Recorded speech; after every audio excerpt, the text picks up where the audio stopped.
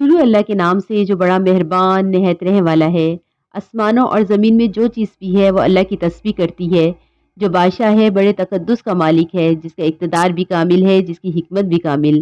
وہی ہے جس نے امی لوگوں میں انہی میں سے ایک رسول کو بھیجا جو ان کے سامنے ان کی آیتوں کی تلاوت کریں اور ان کو پاکیزہ بنائیں اور انہیں کتاب اور حکمت کی تعلیم دیں، جبکہ وہ اس سے پہلے کھلی گمراہی میں پڑے ہوئے تھے۔ اور یہ رسول جن کی طرف بھیجے گئے ہیں، ان میں کچھ اور بھی ہیں جو ابھی ان کے ساتھ آ کر نہیں ملے، اور وہ بڑے اقتدار والا، بڑی حکمت والا ہے۔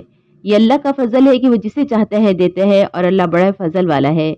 جن لوگوں پر تورات کا بوجھ ڈالا گیا ہے پھر انہوں نے اس کا بوجھ نہیں اٹھایا، ان کی مثال اس گدھے کی سی ہے جو بہت سی کتابیں لادے ہوئے ہو۔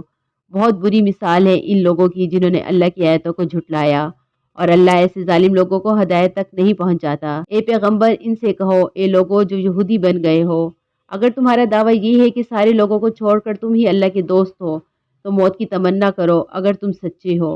اور انہوں نے اپنے ہاتھوں جو اعمال آگے بھیج رکھی ہیں، ان کی وجہ سے یہ کبھی موت کی تمنا نہیں کریں گے، اور اللہ ان ظالموں کو خوب جانتا ہے۔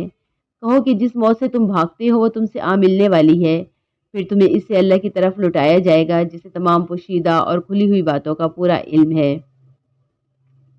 پھر وہ تمہیں بتائے گا کہ تم کیا کچھ کرتے تھے۔